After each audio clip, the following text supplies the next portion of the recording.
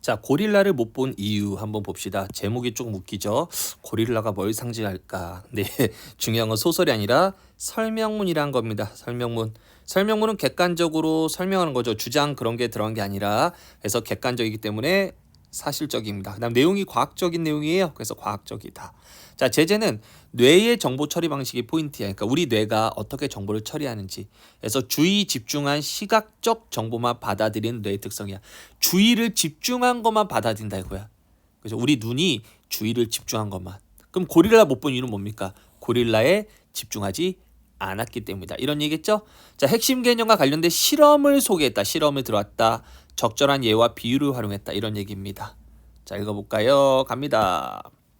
사람은 5가지의 감각, 즉 시각과 청각, 후각, 미각, 촉각을 통해 세상을 인식한다. 당연한 얘기죠. 이 5가지 감각 중에 가장 많은 건 당연히 시각이죠. 사람이 습득하는 정보 80%가 바로 시각에 의존한 정보다. 당연하죠. 대부분의 정보를 시각으로 받아들이면서 우리는 자연스럽게 시각의 능력을 높게 신뢰하게 된다. 그죠? 사람들이 시각을 신뢰하는 이유입니다. 우리가 받아들이는 정보의 80%가 시각에 의존하기 때문에 시각의 능력을 높게 신뢰할 수밖에 없겠죠. 그런데 자, 이제부터 문제를 제기합니다. 과연 눈으로 보는 정보는 다 믿을 수 있는 것일까 해서 자, 질문 형식을 통해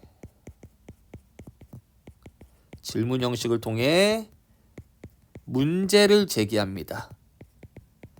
과연 그죠? 눈으로 보는 정보는 다 믿을 수 있을까? 우리 눈에 보이는 그치 것은 정말 눈에 보이는 대로만 존재하는 것일까라는 의문을 제기하죠. 이거 두 개에 대한 답을 하겠죠. 그래서 첫 번째 눈으로 보는 정보 믿을 수 있을까? 두 번째 우리 눈에 보이는 것은 정말 눈에 보이는 대로만 존재할까? 이런 얘기입니다. 1999년 신경과학 분야의 국제학술지인 퍼셉션에 우리 가운데 있는 고릴라는 제목을 실은 논문이 있다. 자, 논문을 예시로 들고 있죠. 당시 하버드 대학교 심리학과 데니얼 사이먼스와 크리스토퍼 차브리스는 사람들 대상으로 흥미로운 실험을 했다. 자, 실험의 내용을 소개했다 했죠. 이걸 사례로 제시했습니다. 그들은 흰 옷과 검은 옷을 입은 학생 여러 명을 두 조로 나누어 같은 조끼리만 이리저리 농구공을 주고받게 하고 그 장면을 동영상으로 찍었다. 자, 이 말 이해되세요? 흰옷과 검은옷 입은 학생 여러 명을 두 조로 나눴다. 그러면 대충 흰옷 입은 사람 30명, 검은옷 입은 사람 30명 두 조로 나누어서 같은 조끼리니까 흰옷 입은 사람끼리, 검은옷 입은 사람끼리 지들끼리 농구공을 서로 패스하면서 주고받게 한 거죠. 그 장면을 동영상 찍었는데 이를 사람들에게 보여주고 이렇게 주문했다. 자, 주문 어떤 내용일까 볼까요? 검은 옷을 입은 조는 무시하고 흰 옷을 입은 조의 패스 횟수만 세어주세요라고 사람들한테 보여주면서 괜찮습니까? 다시 얘기하면 이렇게 운동장에 있어 여기에 뭐야 그림 왜 치마를 왜 그려? 가볍게 그려야지. 자, 여기에 이렇게 흰 옷을 입은 사람 뭐 30명도 필요 없겠다. 한 4명 정도 5명 되겠다. 그 다음 여기에 뭐 자, 나눠지지 않았어요. 그냥 검은 옷을 입은 사람 그 다음 여기에 관찰자들 이렇게 있다 치자. 이 관찰자한테 뭘 제시했어요? 흰 옷을 입은 사람들의 공을 준 패스 횟수만 세라 이거야. 그지? 갑니다. 흰 옷을 입은 조의 패스 횟수. 자, 이게 바로 선생님이 생각했을 때 주제 봐봐. 주의를 집중한 시각 정보야. 뭐만 되죠? 이게 바로 뭐다? 이 관찰자들이 주의를 집중한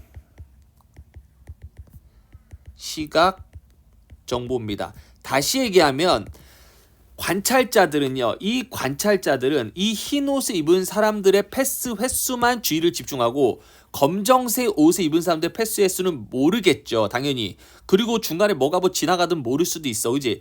만약에 우스갯소리로 일단 이 관찰자들은 흰 옷을 입은 사람들의 패스 횟수는 다 셀 수 있게 정확히 그것도 못 센다면 그 새끼는 주의 집중력이 빵이지 빵. 진짜 공부하면 안 돼 걔는. 그치? 걔는 안 돼. 걔는 주의 집중력이 완전 퍽이지. 아무튼 최소한 흰 옷을 입은 조의 패스 횟수 정도 알겠죠. 동영상 1분 남짓. 대부분의 사람들은 어렵지 않게 흰 옷을 입은 조에 패스횟수를 맞춘 데 성공했다. 당연하겠죠. 그것까지 못하면 걔는 그만해야지. 공부를. 그리고 그들 중에 절반은 왜 이런 간단한 실험을 하는지 목적을 파악하지 못했다. 이런 얘기입니다. 자, 우리 왼쪽 볼까요? 읽기 중에 우리가 이 실험의 첫 문단의 질문과 어떤 관련이 있을까? 실험의 결과 그 질문에 답이 되는 거 아닐까? 그죠? 그래서 읽기 중 과정입니다. 이 글의 학습 목표가 뭡니까? 읽기 전중 후의 어떤 과정이니까 질문하고 답하며 읽기. 중요한 정보에 밑줄 긋기. 이건 우리가 나중에 정리하자. 이거는 객관식으로 따로 나올 수 있기 때문에 나중에 정리할게요.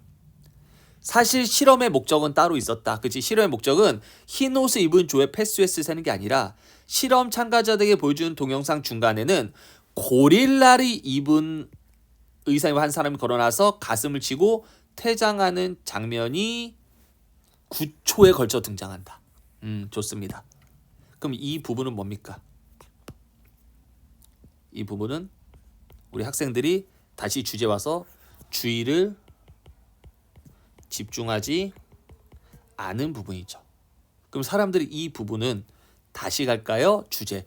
주의를 집중한 시각 정보만 받아들이는 뇌다. 그 우리 뇌는 얘들아 요 주의를 집중한 부분은 받아들였겠지만 이거는 주의 집중하지 않았기 때문에 받아들이지 못했다. 그래서 아마 선생님 생각에는 실험 결과 후에 관찰자들한테 혹시 관찰한 분들 중에서 고릴라 본 사람 하면 몇 명 없을 거야. 그래도 있긴 하겠지. 그래도 정말 되게 주의력이 폭넓은 사람들은 있을 수 있지만 많지는 않을 거야. 그죠?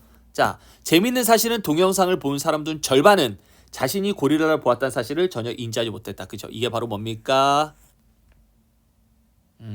실험 결과 자신이 본 것이 사실하고 굳게 믿는다. 근데 이거 뭔 소리야? 아무튼 절반밖에 보지 못했다. 이런 얘기죠. 나머지 절반은 고릴라를 알아보고 황당한 반응 보였다. 알아보고 동영상 보여줬겠지.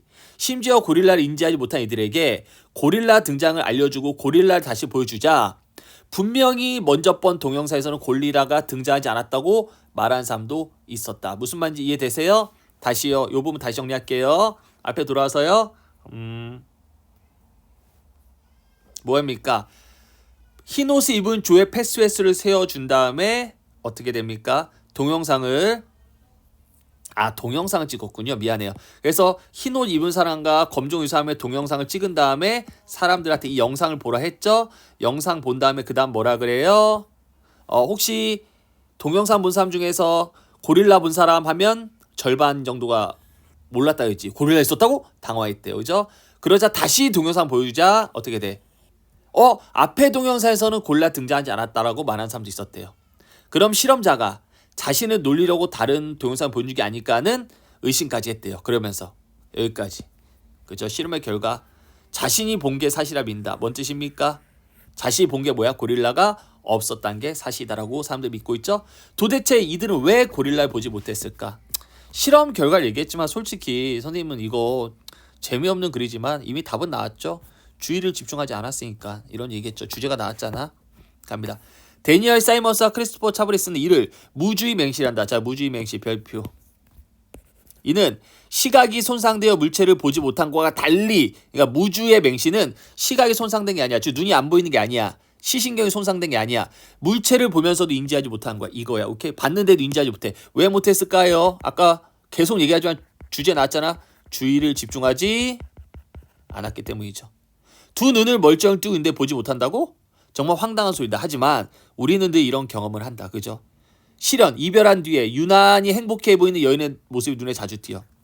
거기에 주의가 집중되는 거지.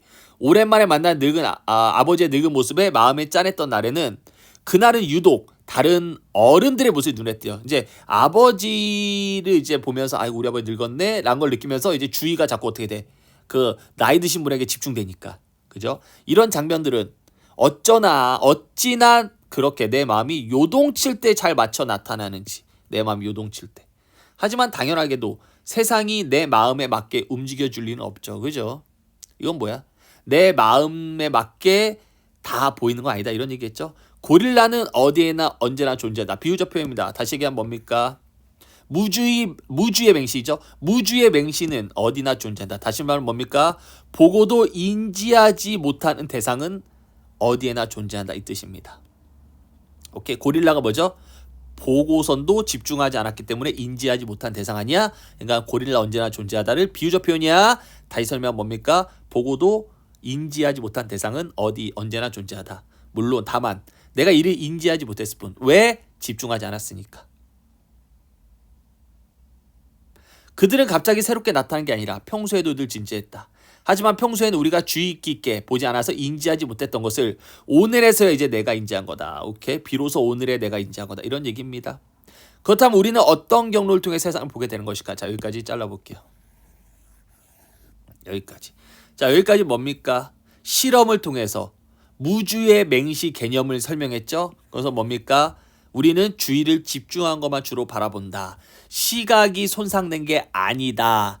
물체를 보면서도 인지하지 못하는 경우다. 오케이? 왜 그러냐? 집중하지 않아서다. 그런 집중하지 않아서 보지 못한 고릴라 같은 그런 대상들은 어디서나 언제나 존재한다. 이런 얘기죠. 그 다음 이제 과학적인 어떤 부분이 나올 것 같아요. 이 과학적 부분 되게 중요합니다. 이 부분은 비문학이랑 비슷한데 여기까지 하나의 글이 끝났고요. 두 번째 집중합시다. 그러면 어떤 경로로 세상을 볼까? 이제부터 과정이 나옵니다. 과학적 개념으로. 자, 우리 신체는 눈만이 빛을 인식하고 받아들일 수 있게 진화했다. 자, 눈이 빛을 인식합니다. 첫 번째. 그래서 눈이 손상되거나 다른 이유로 눈의 기능을 잃게 되며 즉 빛을 인식하지 못하면 우리는 그 즉시 어둠 속에 갇히게 된다. 하지만 눈 자체가 세상을 인식하는 것은 아니다.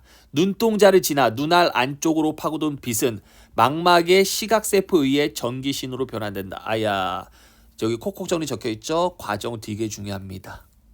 오케이, 첫 번째 과정 정리해볼까요? 빛이 눈동자를 지나 눈알의 안쪽으로 들어온다. 오케이, 동그라미 1번. 그 다음에 동그라미 2번. 망막의 시각세포에서 중요해. 어디에서가 중요해. 어디에서 망막의 시각세포에서 세포에 의해, 그죠? 세포에 의해서네. 세포에서가 아니라 세포에 의해서, 그지? 어때?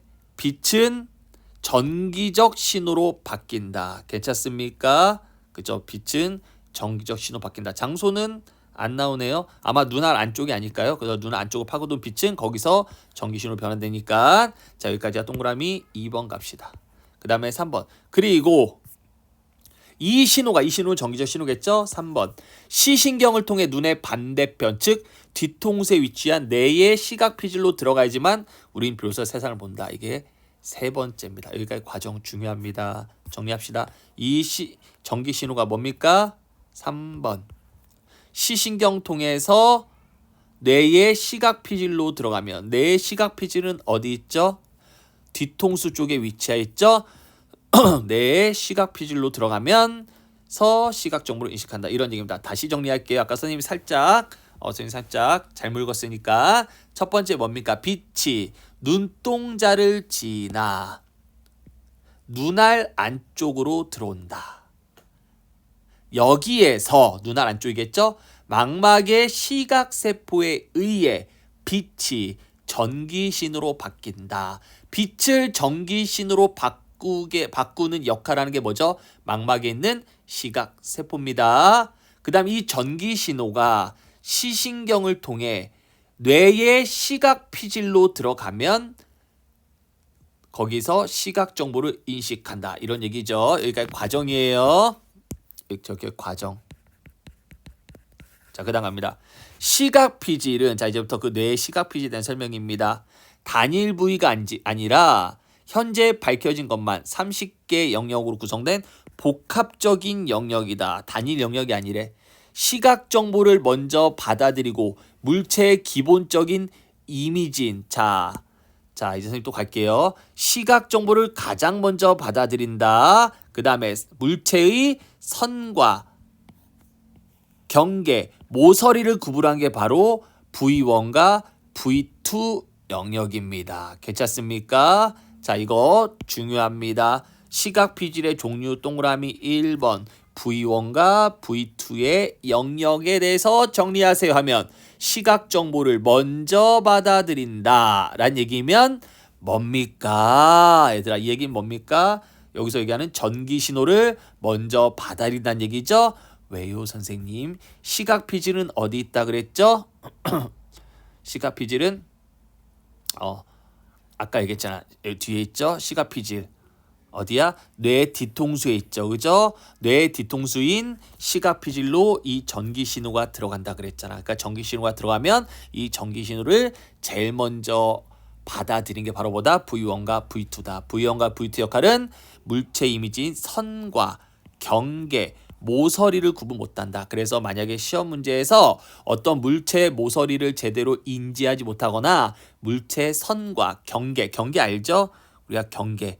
예를 들어서 우리가 핸드폰 이렇게 있으면 핸드폰 끝과 그 옆에 책상이 이렇게 있으면 책상과 핸드폰의 경계, 요 경계를 파악 못해서 여기를 만져서 책상인 줄 알고 여기 만져버리면 안 되죠. 이런 걸 파악 못하면 우리는 V1과 V2 영역이라는 시각 피질 부분이 고장 난 거다. 이렇게 얘기하면 되죠. 그 다음에 형태를 구성하는 V3입니다. 자, V3는 형태 구성이야. 핸드폰이 네모나구나 이렇게 형태를 구성하는.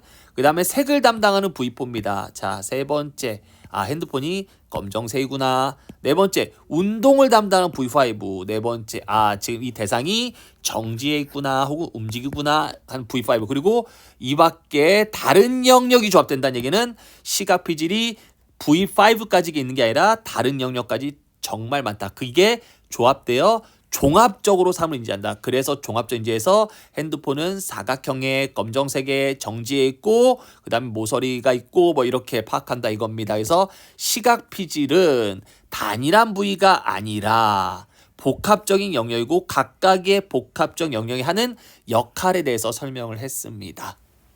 이해되십니까? 이거 되게 중요하죠? 앞에 과정도 정리하시고요. 뒤에 마지막에 전기 신호를 받아들이는 시각 피질의 각각의 영역의 역할들 정리하셔야 됩니다. 이들은 각각 따로따로 의미 존재해요. 당연하죠. 따로따로 있으면 의미는 존재가 아니죠. 여러 개의 악기가 모여 각자가 정확한 순간에 정확한 음을 연주해야 제대로 된 음악을 전달할 수 있는 오케스트라처럼 비유적 표현인데 좀 더 가볼게요. 모든 시각 피질의 영역이 각각의 역할에 맞게 조율되어야 세상을 바라볼 수 있다. 이거 묶어봐. 그래서 핵심적인 걸 한마디로 얘기하면 뭐야? 시각 피질 하나만을 통해서 우리가 대상을 볼 수 있는 게 아니다. 모든 영역이 잘 동시에 조율되어야 된다. 조합돼야 된다. 이런 얘기겠죠? 이거 우리가 내용 전개 방법을 유추라 그래. 유추에는 비유가 들어갑니다. 그래서 비유라고 해도 맞아요. 오케이? 근데 유추란 방법 선생님이 쓸 텐데 유추가 뭐냐면 선생님 한번 얘기해 볼게요. 갑니다. 다른 사례 들게요. 등산은 정말 힘들다. 오르는 과정에서 포기하고 싶고 한계점에 이르며 체력의 한계가 느끼면 정말 포기하고 싶다. 하지만 정상에 올라가면 등산의 기쁨을 느낄 수 있다. 이와 마찬가지로 인생도 살아가는 과정은 힘들지만 어느 인생의 중간턱에 올라가면 행복을 느낄 수 있다. 그럼 내가 말하는 게 등산이냐 인생이냐? 뒤에 거 인생이지. 근데 인생을 말하고 싶어서 등산을 끌고 왔죠. 마찬가지야.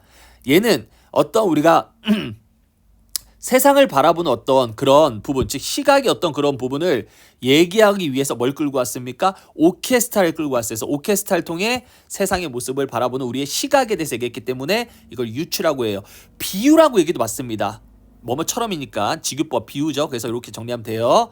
같은 피아니스트가 같은 곡을 동일하게 연주해도 피아노 건반이 몇 개 사라지거나 이걸 다른 말로 뭐예요? 피아노 건반이 사라진다. 위에서 얘기하는 시각 피질이죠.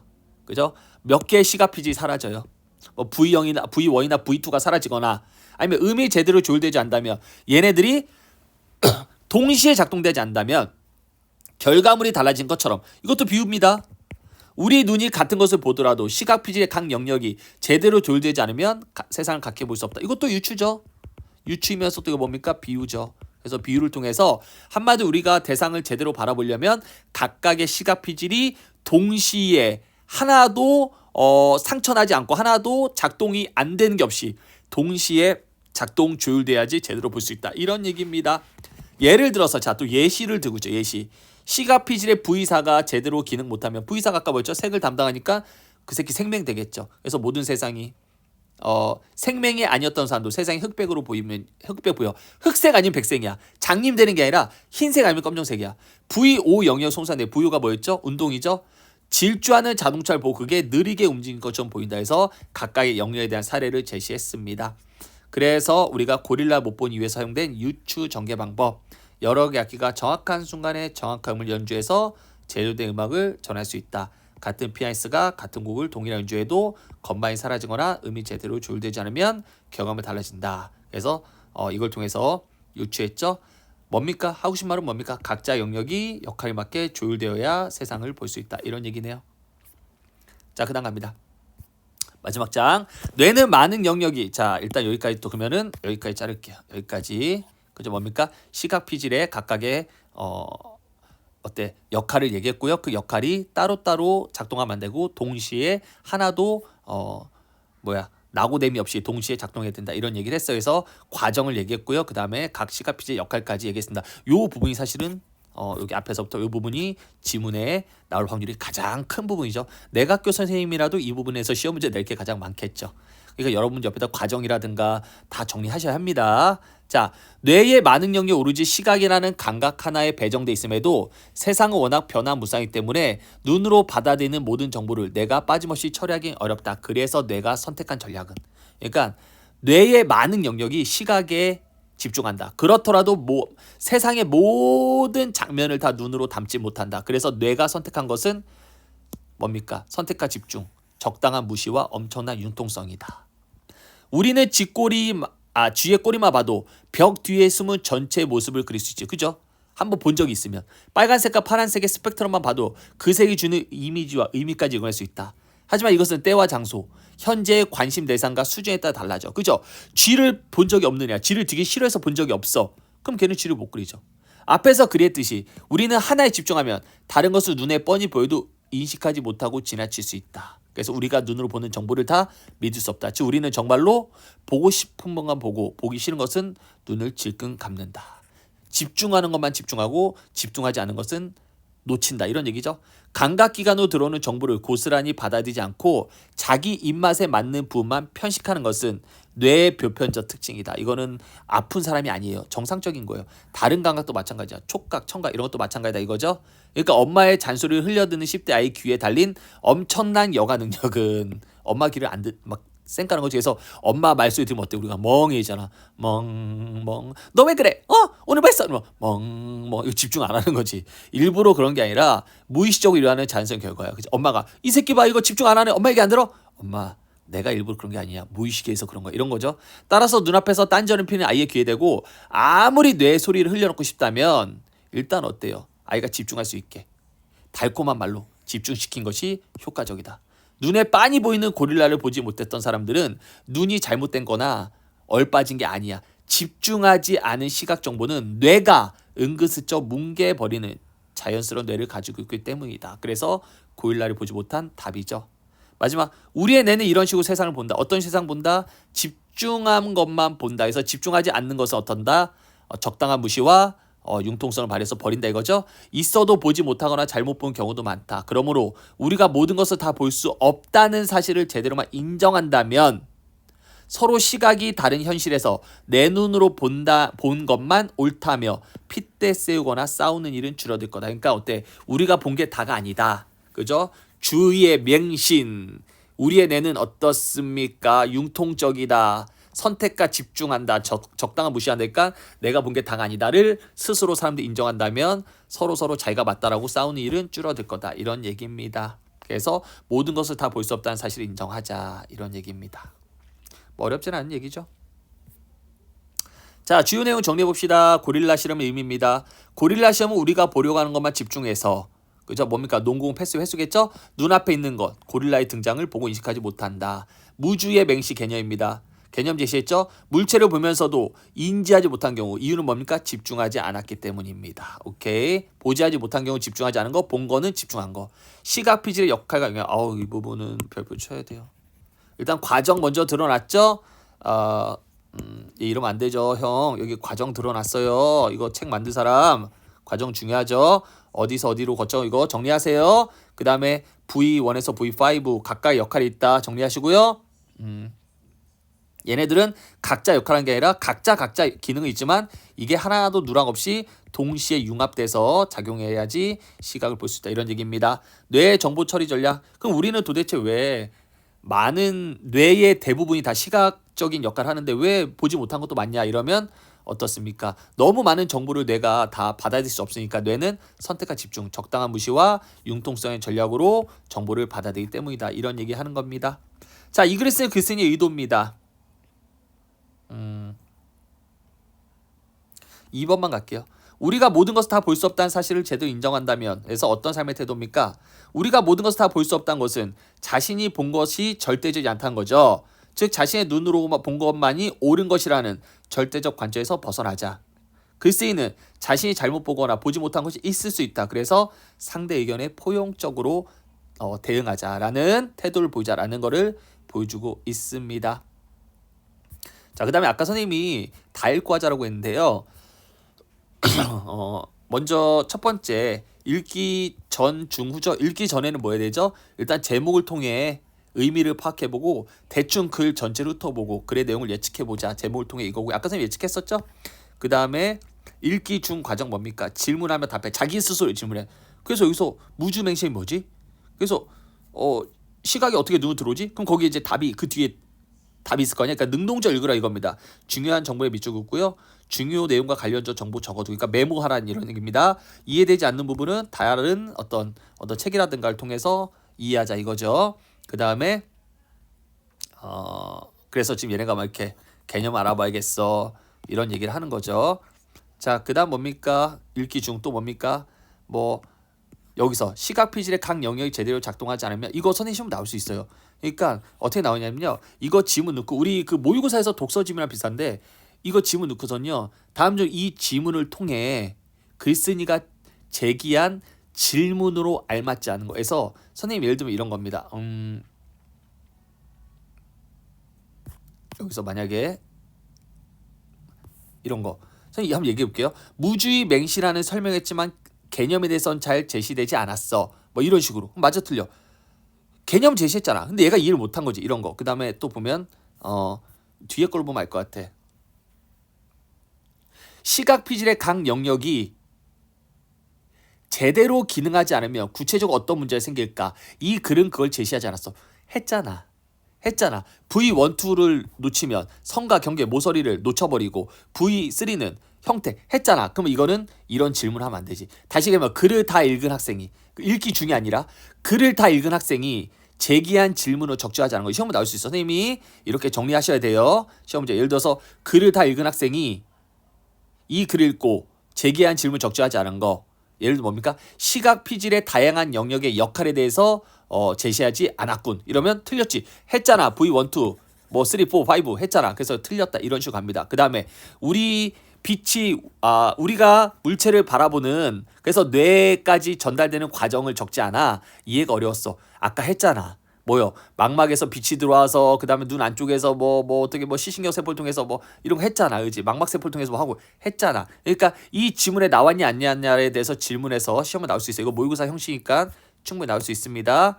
그 다음에 마지막 읽기 후 과정 없나요? 읽기 후 과정 여기 적혔지만 마지막 페이지에 182페이지 중심 내용 정리하고 예측했던 거와 비교하고요. 친구들과 의견 나누고요.